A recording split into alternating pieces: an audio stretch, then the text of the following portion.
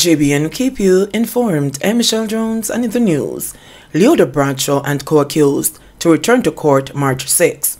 Leota Bradshaw and Roland Balfour, the other two people accused in the murder of parliamentarian Philip Polwell's 10-month-old daughter and her mother, were ordered by a Supreme Court judge to return to court on March 6, 2024.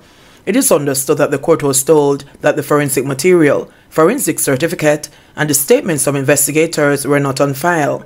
When the two make their next court appearance, it is expected that all outstanding documents will be available and disclosed to the defense team. Judge Vinette Graham Allen ordered that on or before January 31, the statements from investigators should be submitted. The forensic material and the certificate were ordered to be submitted on or before February 29. Bradshaw and Balfour were charged with murder and other offences in relation to the abduction and killing of the mother-daughter pair.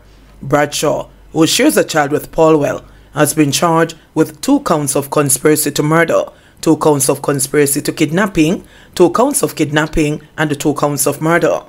27-year-old Toshona Patterson and her 10-month-old daughter Soraya Polwell were brutally murdered and their bodies disposed of in September. Gunmen invade and rob nightclub in St. Elizabeth. 7 gunmen invaded a nightclub in Bellevue District, St. Elizabeth on Wednesday, robbing patrons and stealing items. There were no reports of anyone being seriously injured during the incident, police said, but at least one of the patrons was gun-butted and had to seek medical attention.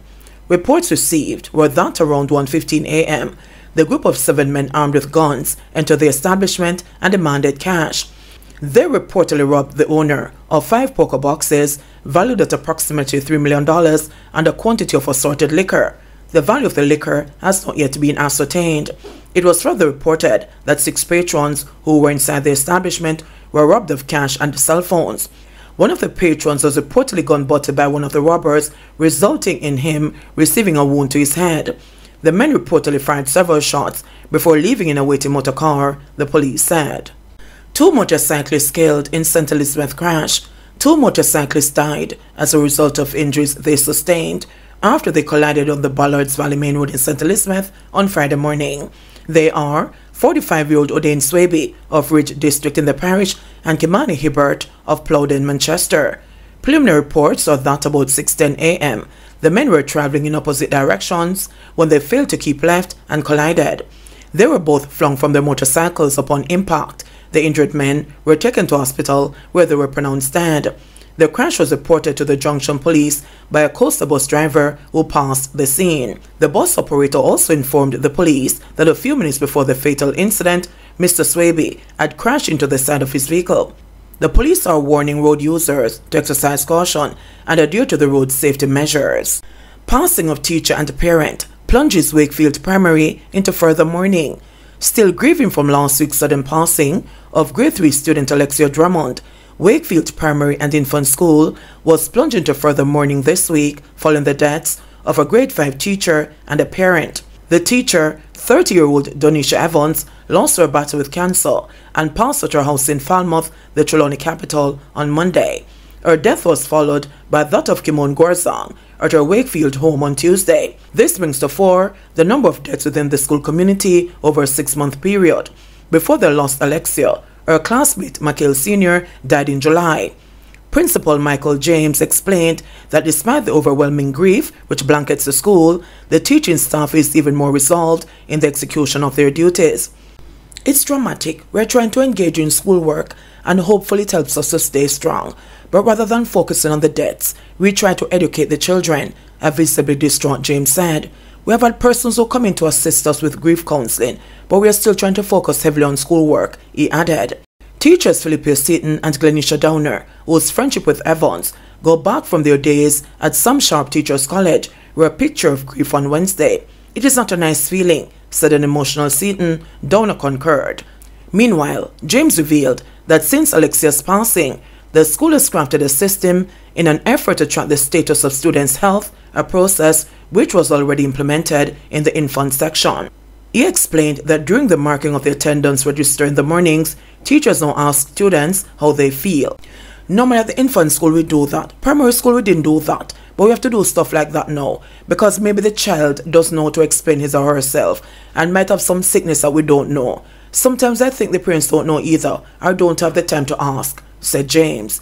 James is also advocating that the Ministry of Education provides at least one floating nurse to monitor schools in the area. It would be good for the ministry to have a nurse that moves around to the different schools. In a case of an emergency, it would make much sense, but at least that nurse would be on top of the health issues, he suggested. Last week, 8-year-old Alexia was reportedly seen unresponsive on the floor by her classroom teacher. Last week, 8-year-old Alexia was reportedly seen unresponsive on the floor by her class teacher after the lunch break and was taken to a nearby health facility and then to hospital by school personnel. She was later declared dead. Confirmed dengue cases in Jamaica climbed to 1,301. Jamaica's passed the 1,000 mark in dengue fever cases amid an outbreak. As of Thursday, November 30, the country had recorded 1,301 infections. Further, the number of Jamaicans killed by the disease has climbed to 12, 8 classified as suspected and 4 as confirmed. In a statement today, the Ministry of Health and Wellness said all parishes continue to observe an increase in dengue cases in 2023 compared to 2022, with Kingston and St. Andrew reporting the highest number of infections, 1,232 for this year. However, St. Thomas continues with the highest rate of 541.4 cases per 100,000 population, followed by Portland, 345.8, Trelawney with 315.5 per 100,000, and Manchester with 310.9 per 100,000 population. The highest number of cases continue to be observed in the 5 to 14-year-old cohort at a rate of 623.1 cases per 100,000 population. The ministry is again reminding the public that dengue fever is a mosquito-borne disease that is usually a mild illness in which a person may get a fever, headache, joint and muscle pains. Rest and adequate hydration are usually enough to see one through the period of illness. The recommended treatment for the fever is acetaminophen or paracetamol. Members of the public are implored not to use aspirin, diclofenac or ibuprofen. These drugs, when used to treat the fever and dengue, have been known to increase the severity of the disease. On occasions, the illness can progress to severe dengue, which can result in organ failure, as well as bleeding and severe fluid depletion that can lead to shock and death. Persons experiencing fever, vomiting, severe abdominal pain, bleeding under the skin, feeling very weak, or getting confused are to seek immediate medical attention. Persons are asked to play their part in ensuring that the dengue cases are minimized by monitoring water storage containers for mosquito breeding, keeping surroundings free of debris, destroying or treating potential mosquito breeding sites, wearing protective clothing, and using a DEET containing mosquito repellent.